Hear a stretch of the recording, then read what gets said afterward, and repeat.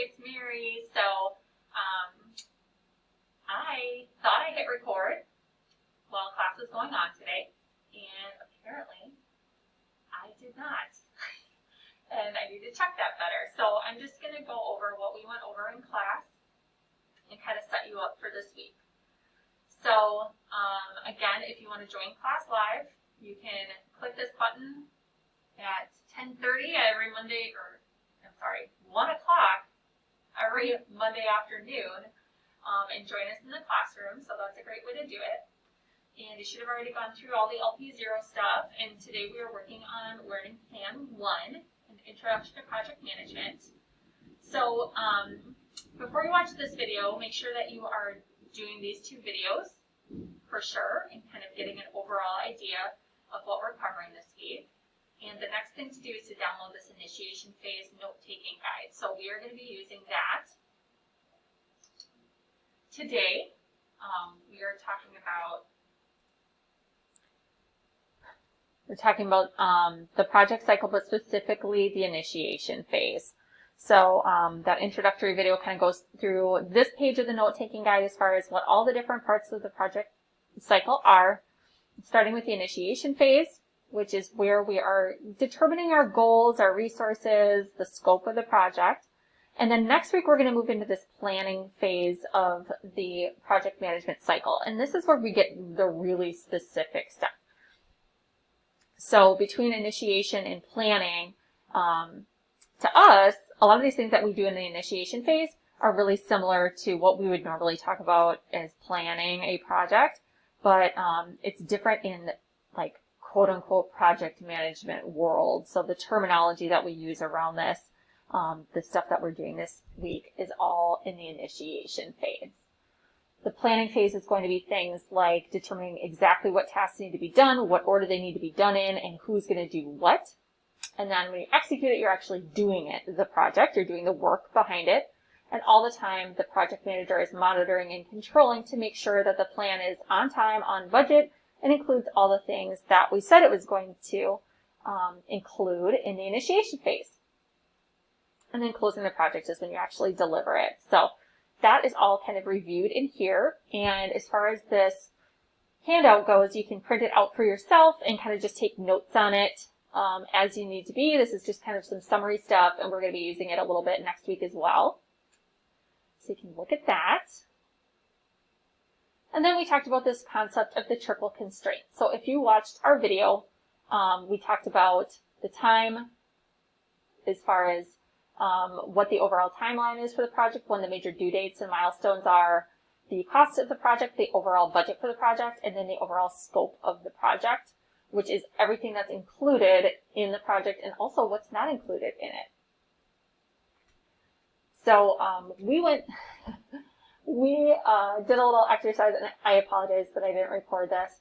We just kind of went through to talk a little bit more about this concept. We went through a little exercise where we had some different restaurants, and I'm going to kind of show you some examples here in just a second, and thinking about time, cost, and scope and how they relate to each other. So here's our little chart. So we're going to put some restaurants here. We're going to put McDonald's, and we're going to do maybe Culver's, and maybe Olive Garden. Okay, so if we look at these, this is just kind of illustrating why the triple constraint is called the triple constraint, is thinking through how the cost, time, and quality or scope affect each other. So if we're talking about McDonald's, or we're talking about the cost, well, it gets a 3 for being really cheap, right? It's about the cheapest food you can get at a restaurant anyway. So we're going to give that a 3. As far as the time it takes for your order to be ready, we are going to call this, sorry, I'm formatting as we go here. We are going to call that a 3, super fast. And then for scope, we are going to say, as far as quality goes, from gourmet to nasty, personally, I think it's pretty nasty. Okay, so let's take a look at Culver's. So similar type of menu to McDonald's, but it's a little more pricey, right? So it's not going to get, again, I've got to center these. Okay, so it's not going to get a 3 like McDonald's. It's a little bit more expensive. It's a 2. And it takes a little bit longer, right? Because they make it to order. So we're going to have a 2 there. And as far as quality, it's not exactly gourmet, but it's pretty darn good. So we're going to give it a 2 there in the middle as well. Okay, and then we're going to take Olive Garden. So this is more expensive than either one of those. The time that it takes to get your order is going to be up there, right? It takes a little bit longer. And as far as the quality of it, it's not necessarily gourmet, but compared to maybe Culver's and McDonald's, we're going to call it a 3, okay? So what you notice about these numbers as you go across is that the only ones that are going to have the same number in each one is the middle of the road one, is going to be Culver's. It's going to be balanced that way. And then if you want to adjust that so you're maximizing one of these, like the quality for Olive Garden is going to bring down the cost value and the time, right? So as far as how good it is in those areas. So you're not going to be able to have a 3-3-3. There's no such thing as a restaurant that is super cheap, super fast, and super gourmet, because that's just not possible. That's kind of the crux of the triple constraint. So McDonald's is super cheap and super fast, but it suffers in quality that way. So when we're talking about, the triple constraint, we just want to always remember that if one of these increases, it's going to cause an imbalance and a change in the other 2. So for example, if you've kind of determined, okay, this is our budget, this is our timeline, and this is what's included in the project, well, say you had 6 months to complete this project, and then in the middle of it, after you've gone through the planning, all of a sudden your boss says, you know what, we need it a month before I said it could be done. So instead of 6 months, you now have 5 months. How is that going to affect these other 2? Well, either you're going to have to cut some things out of the project, so the scope, the quality of it is going to decrease, or the cost is going to increase, right? It's going to be impacted negatively because you're paying people overtime, you're paying the overnight things, you're paying for, your contractors to do rush jobs and having to give them extra money or something like that. And it's the same with all of these. If the cost goes down, if you had one budget and that got cut, well, it's going to either take longer or you're going to have to cut things out of the scope. And if the scope increases, I said we're just going to do these 3 things, but now we've got to do this additional thing, well, then the cost and the time are probably going to go up as well. So that is kind of the crux of the triple constraint. And it's just kind of a fun way to think about it with this restaurant situation where the only time you see it balanced is when it's 2-2-2. It can only be in the middle. Otherwise, something else is going to have to get out of whack for having a 3 in one of these other categories. So that was one thing that we talked about as we were going through it.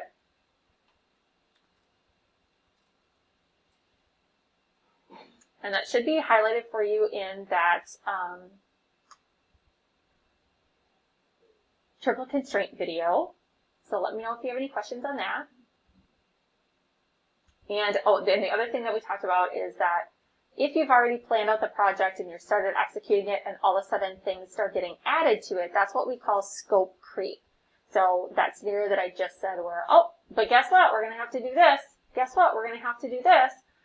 Then that's called scope creep, and that's something that we want to avoid at all times in project management. Okay.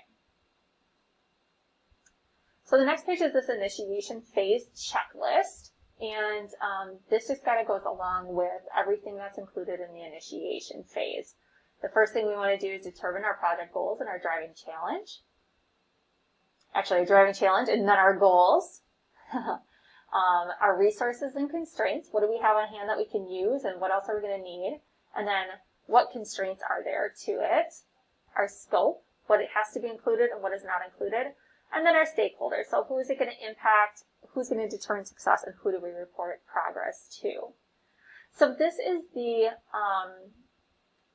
outline that you are going to use for your Thanksgiving Day initiation phase. assignment that's right here. So it just says right there, use the page 3 of the note-taking guide. So you're just going to use this as an outline.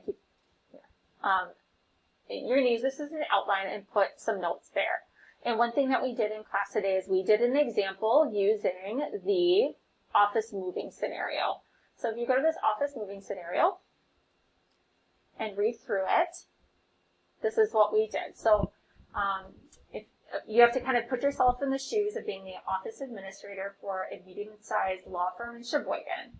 The partners have decided that the old office building they've been occupying no longer suits their needs. The building is in the top floor of an old bank, constantly has HVAC problems, and is not really handicap friendly. So your big boss, Dick, the managing partner, tells you that you're going to head up the moving offices project and that you should start looking for another office space to occupy. Okay, so this is just kind of some information. There's 4 attorneys, and each one of them has an assistant. It's about 2,000 square feet and includes an office for each of the attorneys, and then men's and women's restrooms, a kitchen area, etc., a little copy area. And then there's a reception area. So all the legal assistants are in this shared space, and that's kind of a problem. So Dick wants to have their desk clean at all times, but they're working all the time, you know, they're making things happen, and it's not really possible or reasonable.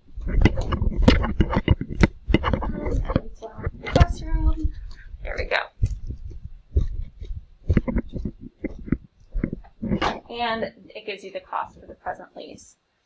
So we walked through this using this outline and went through what each of those might be and used that as an example that you can use to kind of base your Thanksgiving project off of. Okay, so I went ahead and typed it in here. So this is what we came up with. So when we're talking about the driving challenge, this is kind of a, usually you do this as a question format of what is the, how are we going to manage to do this under what circumstances? Like, what is the biggest focus for us? And for this scenario, we want to move into a new office that will suit our needs. So again, it needs to be handicapped accessible, it needs to have decent HVAC, it needs to have adequate space for us. That's just kind of one phrase that encompasses all of that. And then not lose client confidence at the same time.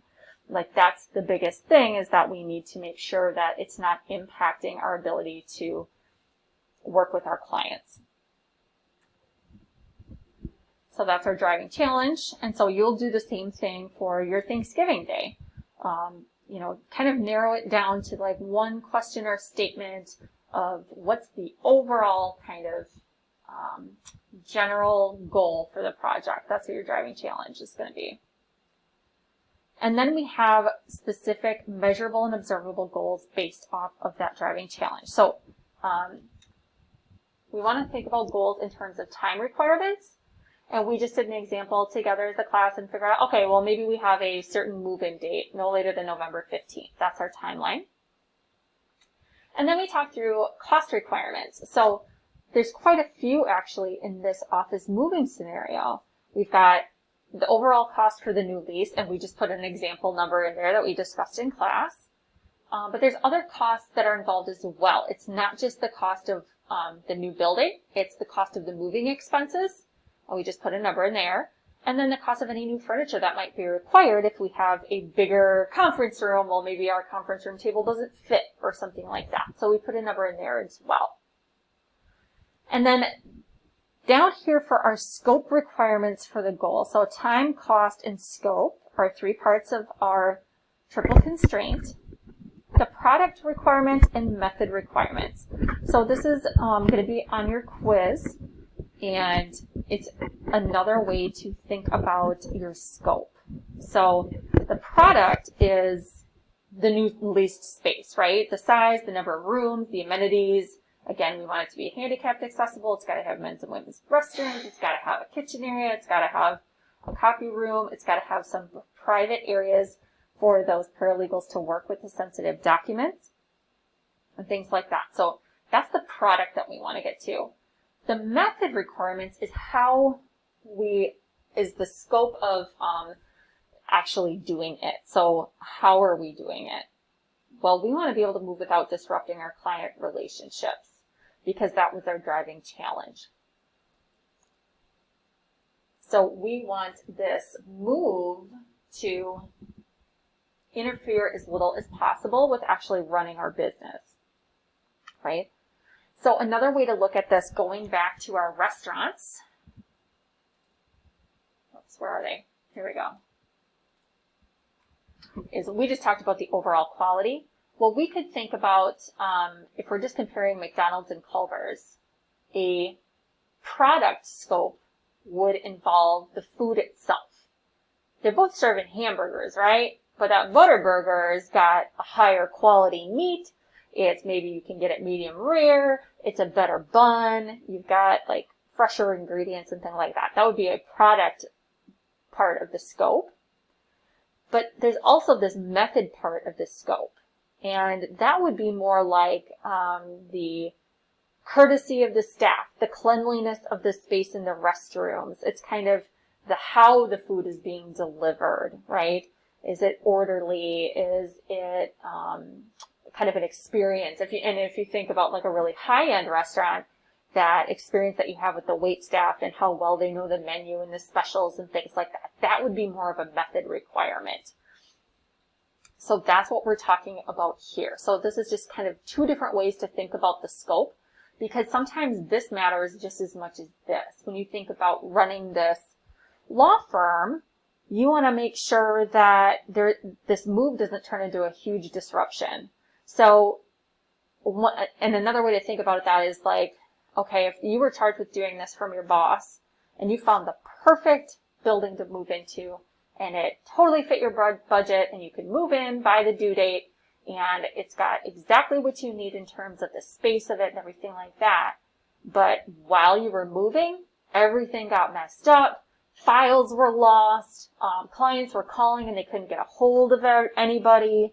Or, some court date had to be pushed back unexpectedly.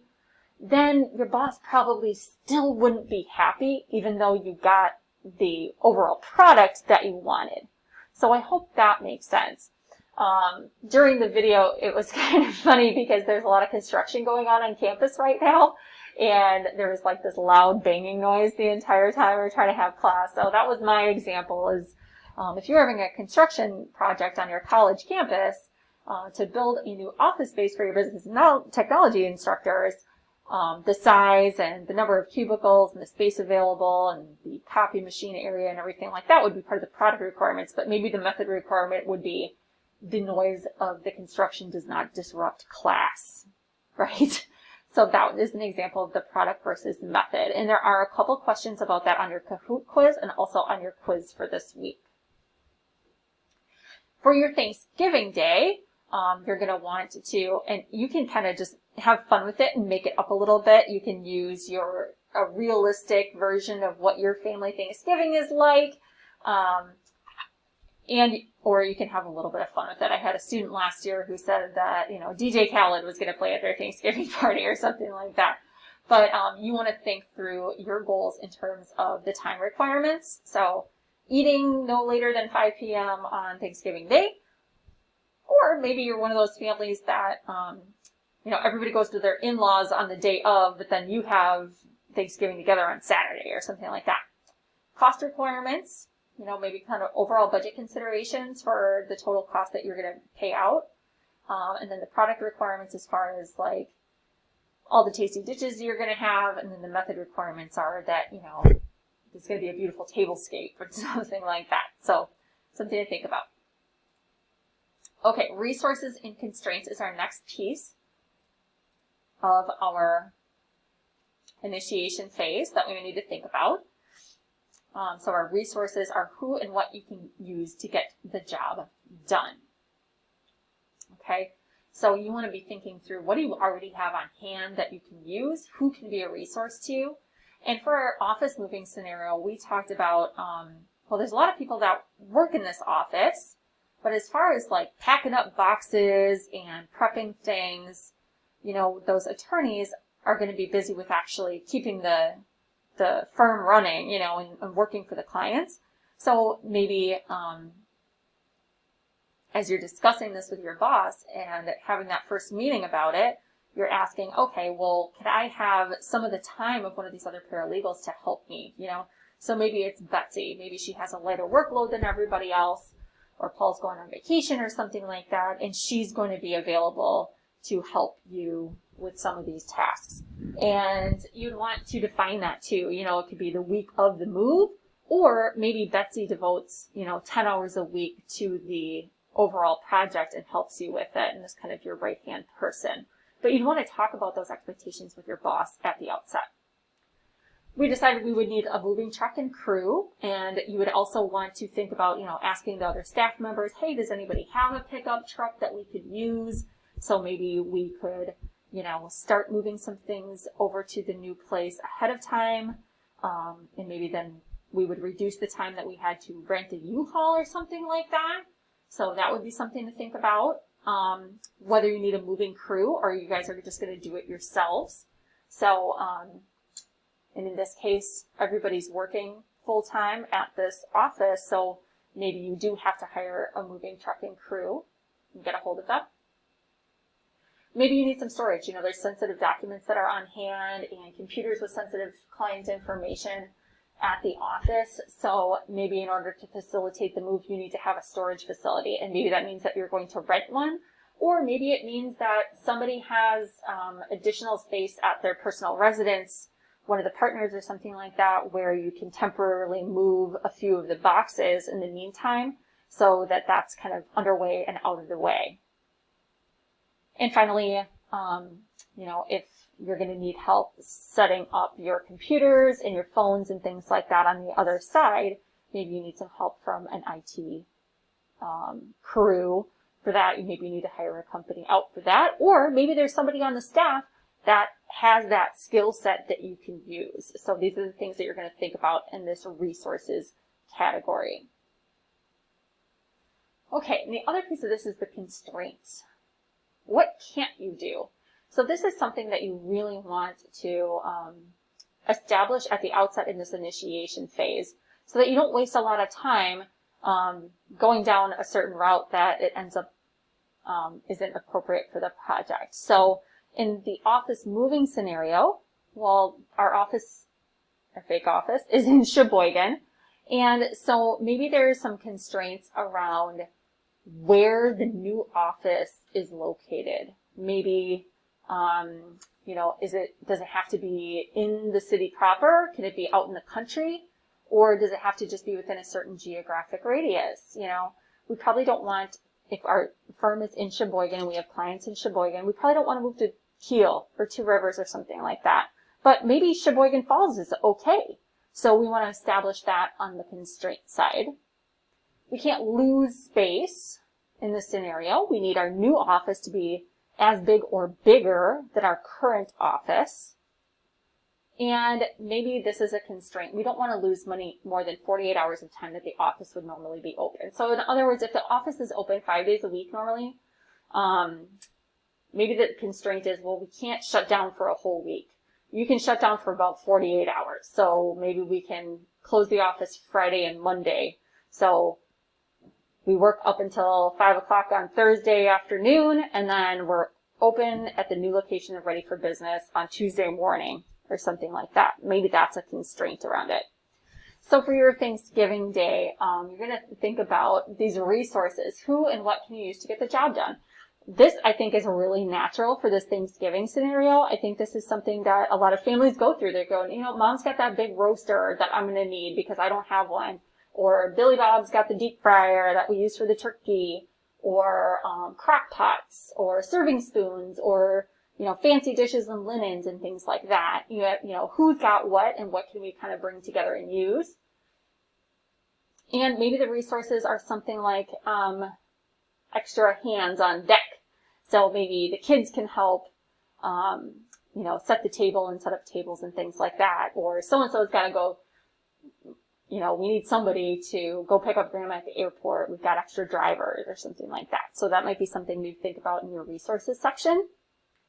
And then the constraints, this could be a few things. Sometimes it's, the kids can't be running around the kitchen while grandma's making the turkey, or it could be something like Uncle Bob can't be watching the football game while we're trying to say grace. Or it could be something like maybe somebody has a food allergy, so we can't have walnuts in any of the dishes. So that would be a constraint for your Thanksgiving feast. So those are just ideas to use and kind of get creative with it, or think through some things that you've experienced in your real life when you go to do that assignment.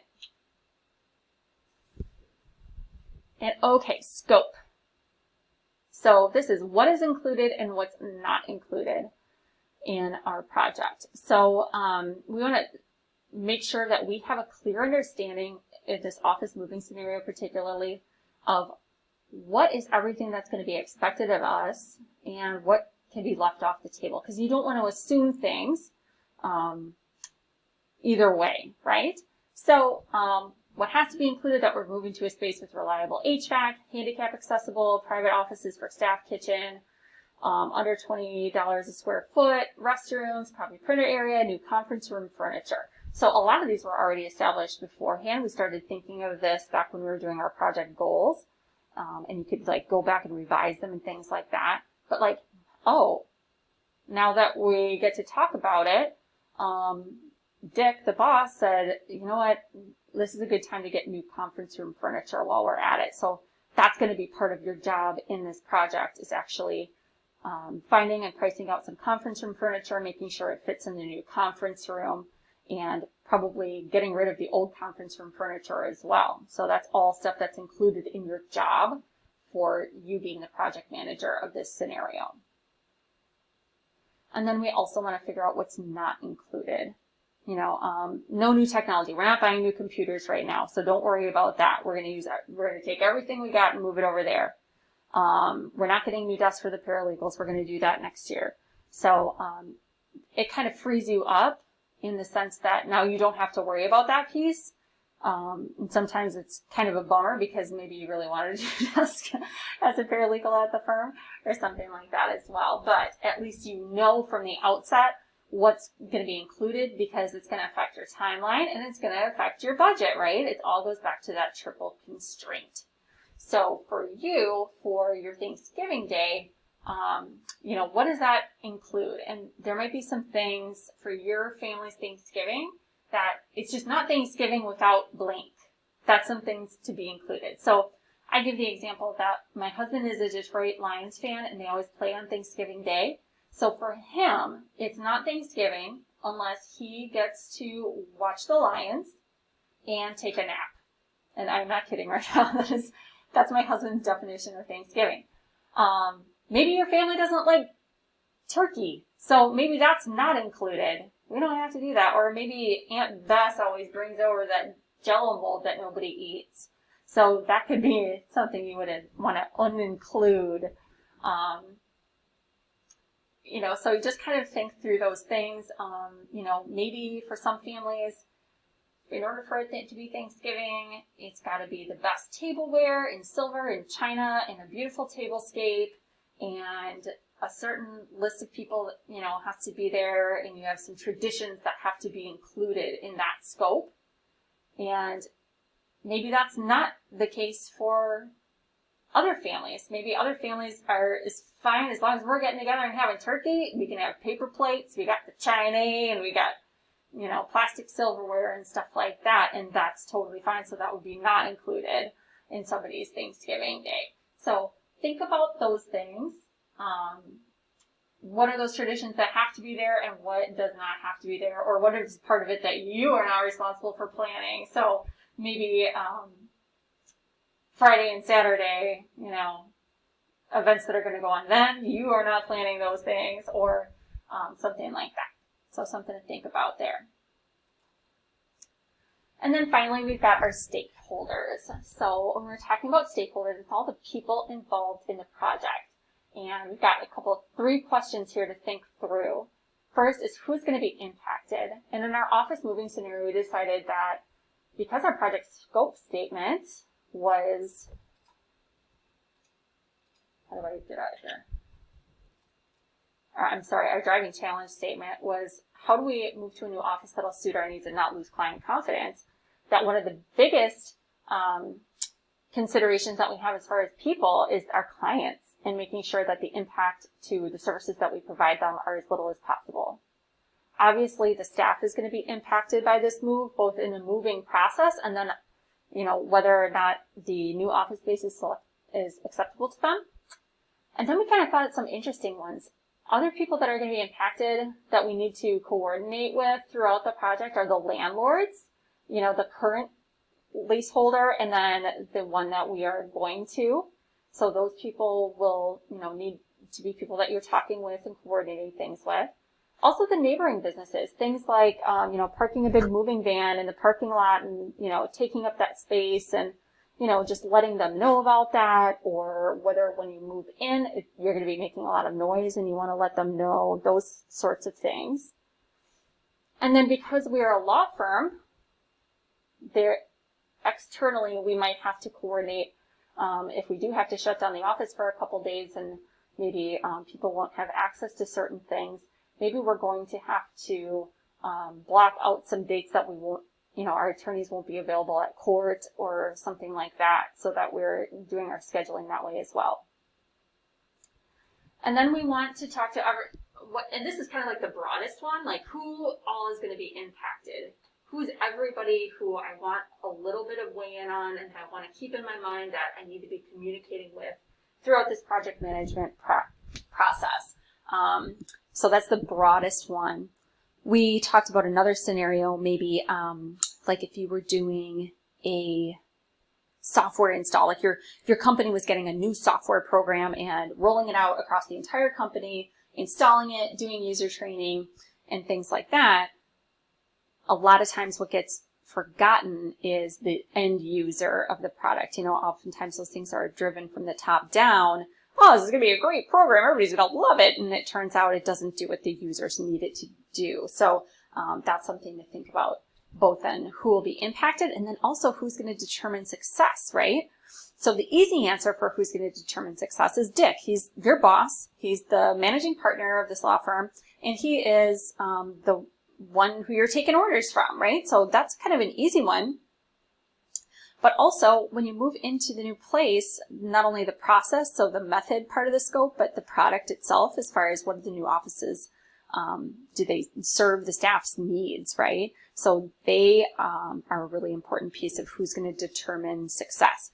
There could be a situation where Dick thinks the new office is great and the staff thinks it sucks. So you have to make sure that you're getting input from all those people. And then also the clients. So was it a successful process? Did they still have access to their attorney? And were they not inconvenienced during the move? And, is the new office more accessible to them as well? And then that might be different from who are we reporting progress to. In the case of our scenario, it's going to be Dick. Probably he's your boss and he's the one that's tracking it.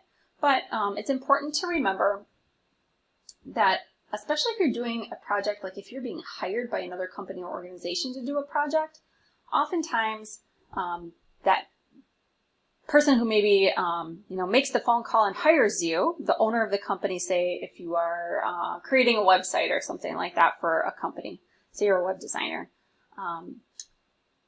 they might be the one that hire you, but as far as reporting kind of day-to-day progress to, that's not always that person. In this scenario, I think it is, but it might be their assistant or somebody else on their team. So you want to make sure that you understand all these dynamics at the outset. You're getting input from the right people. You know who to contact in what situation, and that's all part of the initiation phase as well. So that being said, for your Thanksgiving scenario, you are going to think all about this. So who's going to be impacted? That's obviously going to be everybody who's invited, your family and friends. It might be who you don't invite. Maybe Aunt Betsy with that cranberry sauce that nobody likes. Maybe you're not inviting her, and that's going to create a big ruckus. I don't know. But think through that. But things like the neighbors, again, maybe they'll be impacted. Stuff like that.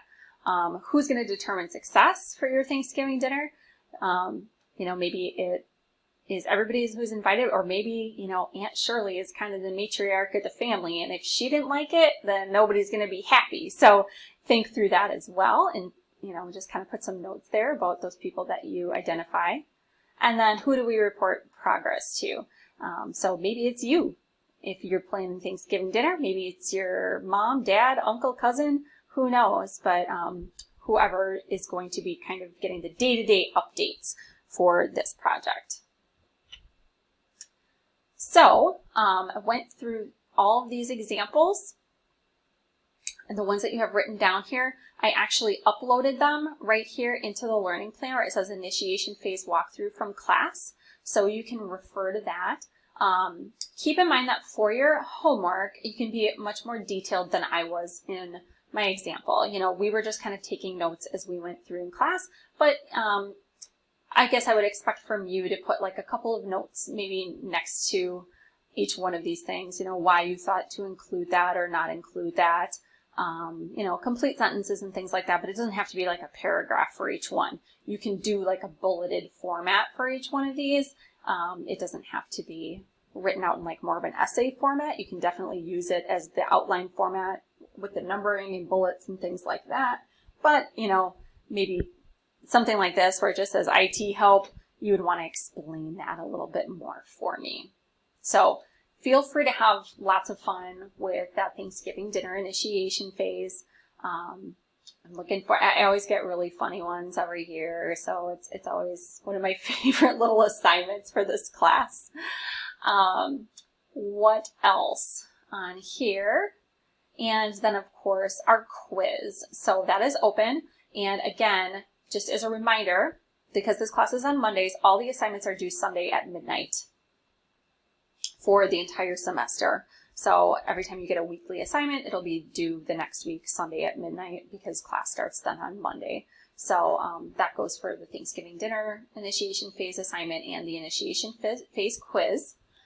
To study for the quiz, you can go ahead and do the Kahoot. I'm going to test it real quick. It should let you open it. You might have to log in or something like that. Oh, I'm already logged in, so yours might look different than mine. If you can't access it the same way I am, just let me know and I can set it up for you. So I'm going to check that on my end real quick and make sure that's set up for you. We went through it in class and talked through the answers, but I would just recommend taking it once and then going back to the videos in this video and just kind of jotting down any notes. I'm pretty sure that the Blackboard quiz follows this pretty closely. And don't forget that you can take that quiz twice. So if you don't like your first score, just go back and study those couple questions, go back to your notes and things like that and take it again. The idea is for you to maximize your points on the quizzes. Take it twice. So that is it for our first day of Microsoft Project. And I will do better on the iFlex session and making sure that that is recorded next week, and hopefully you can all join me. It was fun to have some people coming in virtually and live today, so that was a really fun experience. And one more thing that I just wanted to point out in the syllabus here is our schedule. So we are not doing anything in the software this week or in the book. We are going to start that next week, and we're going to do some orientation around the Microsoft Project. And we're going to be talking about the planning phase. So we're kind of doing the concept stuff. And then the next week is Labor Day. And then we're going to get into the nitty-gritty going through lesson 1. So we're taking it kind of slow here as we start the semester. And then for the next 2 weeks, we're going to be working on lesson 2, going on to lesson 3, and then we're going to have this kind of review week right here in the middle where we're going to go through everything that we've learned and see how it all fits together in a sort of bigger project, but we're going to walk it through together, and then you're going to do a section by yourself. And then we're going to continue on with the lessons in the book. So, so I hope that helps, and let me know if you have any questions on that, or if there's any questions on the quizzes that are confusing or anything like that, and I will be waiting to hear from you. Okay, take care.